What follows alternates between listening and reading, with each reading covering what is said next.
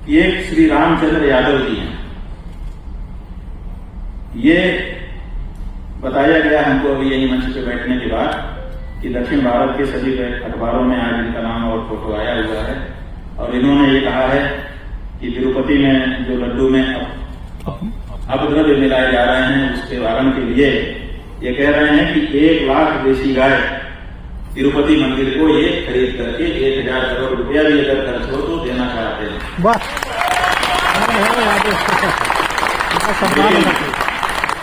लेकिन तिरुपति वाले इतना बड़ा प्रस्ताव देने पर भी इनसे बात नहीं कर रहा। तो हमारे पास आए, तो हमने जो हमारे पास बात ले आए हमने फटकारा, हमने कहा ये गलत बात है। तिरुपति मंदिर के पास पहले से 3 लाख करोड़ रुपए से ज्यादा पैसा है। वो पैसा तिरुपति मंदिर का नहीं है, वो पैसा हमारा आपका है, सनातन धर्मियों का। तिरुपति मंदिर के ट्रस्टी है ना समझे कि वो उनका पैसा है, हमने दिया है तब उनके पास है। और हमने इसलिए ही दिया था कि हमारे भगवान का भाग हो, अच्छे से हो, पवित्रता से हो। तो वो 3 लाख करोड़ जिसके पास है उसके लिए 1000 करोड़ खर्च करना मूर्खता है। बिल्कुल 1 रुपया नहीं देना चाहिए। बल्कि हम तो कहते हैं तिरुपति मंदिर के ट्रस्टी जब तक अपनी गौशाला बना के अपने यहां उत्पन्न किए घी से लड्डू बनाना शुरू करना कर दें तब तक तिरुपति में दान देना बंद करो।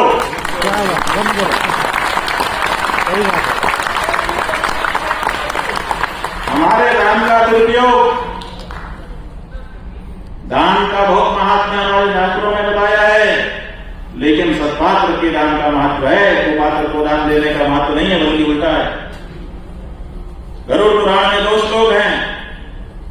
एक व्यक्ति दान करता है वो स्वर्ग में जाता है और एक व्यक्ति दान करता है वो नरक में जाता है, और दोनों परिचित होते हैं। दोनों एक स्वर्ग में एक नरक में जाकर टेलीफोन करते हैं, भैया कहाँ हो? बोले स्वर्ग में। तुम? हाँ तो नरक में। बोले ये कैसे हो गए? दान हमने भी दिया था, तुमने भी दिया, हमको स्वर्ग मिला, तुमको नरक का। इसलिए क्योंकि तुमने सुपात्र को दिया था इसलिए स्वर्ग मिला, और मैंने कुपात्र को दे दिया था इसलिए नरक मिला। इसलिए दान देने से पुण्य होता है, ये जो सोच रहे हैं बिल्कुल सही है, लेकिन सत्पात्र को दीजिए। सत्पात्र दानाच्य भवेत् धनाढ्य, धनाढ्य भावात् प्रकरोति पुण्यम, पुण्य प्रभावात् त्रिदिवम प्रयाति, पुनर्धनाट्य पुनरेव दानी। और कुपात्र दानाच्य भवेत् दरिद्रः, दरिद्र भावात् प्रकरोति पापम, पाप प्रभावान् नरकम प्रयाति, पुनर्दरिद्रः पुनरेव पापी। एक बार कुपात्र को दान दे दिया तो गलत चक्र में चले जाओगे। ये कुपात्र को दान देना हो जाएगा, क्योंकि भगवान तो भगवान है, लेकिन भगवान कैसे होते हैं? ये जो सीट है ना, ये सीट का नियम ये है कि इसके ऊपर जो बैठा रहेगा उसी का अक्ष धारण कर लेती है। अच्छा व्यक्ति बैठ जाएगा तो सीट अच्छी हो जाएगी, और बुरा बैठ जाएगा तो सीट की निंदा होने लगेगी। उसी तरह से भगवान तो भगवान है, लेकिन अगर वहां के ट्रस्टी अच्छे नहीं है तो वो धन का दुरुपयोग करेंगे, जो कि कर रहे हैं। एफडी बना करके रखे हुए हैं। एफडी बनाने के लिए हमने दान दिया था, भगवान को चर्बी का भोग लगाओ और पैसा एफडी में रखो। गलत। इसलिए 3 लाख करोड़ में से निकालो, अपनी स्वयं की इतनी बड़ी गौशाला बनाओ जिसमें तुम्हारे यहाँ जितने घी की जरूरत है उतना उत्पादन होने लगे। खबरदार जो खरीद करके घी लिया और उससे भगवान का भोग बनाया। हर हर महादेव। और अगर ये सब नहीं खड़े होगे आप लोग, जिसको जो करना है करते जाओ, तब तो फिर यही सब होगा। फिर हिंदू रहने की कोई जरूरत नहीं है। आधे ईसाई तो आप लोग वैसे ही हो चुके हैं, आधे मुसलमान वैसे ही हो चुके हैं। आप लोग अब क्या कर रहे हैं? भगवान को देखे बिना माथा झुका ले रहे हैं दूर से। मुसलमान यही करते हैं, भगवान को देखे बिना माथा झुका लेते हैं। और ईसाई आपका पहनना, ओढ़ना, खाना पीना, नहाना धोना सब तो ईसाई तरीका का हो चुका है। कितना हिंदुत्व रहा आपका, बस थोड़ी सी पवित्रता अभी बची हुई है। अगर उस पवित्रता को भी खो दोगे तो फिर कहीं के नहीं रह जाओगे। इसलिए ये हमारे हिंदुओं तैयार हो जाओ अपने हिंदुत्व को वापस लाओ, इसी में तुम्हारा गौरव है।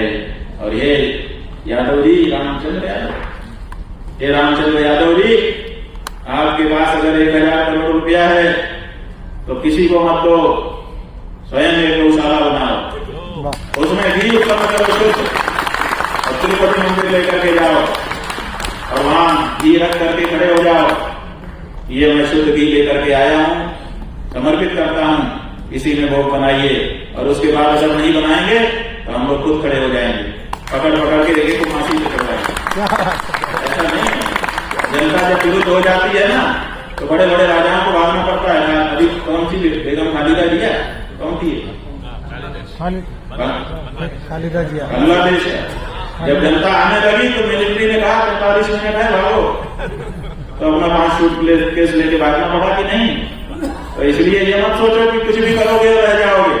जब जनता आपके विरुद्ध हो जाएगी, जनता को बात समझ में आ जाएगी, तो क्या दृष्टि क्या क्या सब खत्म हो जाएगा।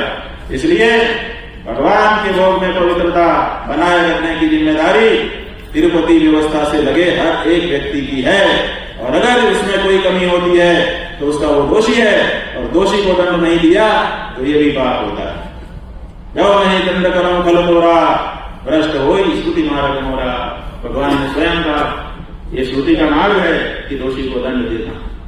तो बस कुछ बातें कहीं, आप लोग घर में भोजन बनाते हो तो बहुत सारे चावल एक ही बटलोई में डाल देते हो और फिर आग लगा के पकाते हो, और एक चावल को देख के ऐसे करते हो और अंदाजा लगा लेते हो कि पूरा कैसा है।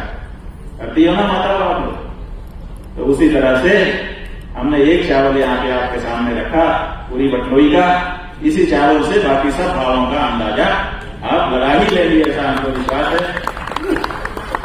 इतना ही कहकर यहाँ पर हमारे CL राजन जी और MD विजया राजन जी, उनके सुपुत्र श्रीकांत जी और सौम्या चित्रपा गिरी और उनके दोनों बच्चे, और हमारे इनके पुरोहित जी, और इधर हमारे गोविंद हरि जी जो हमारे पुराने समय से ही बहुत प्रेमी हैं, हमारे जयपाल नायर साहब जी वाले, और इधर पीछे हमारे नागेश्वर राव जी जो कि परम धर्म संसद में हमारे सहयोगी भी हैं, और गजल वाले श्रीनिवास जी और चतुर्वेदी जी, और भी सब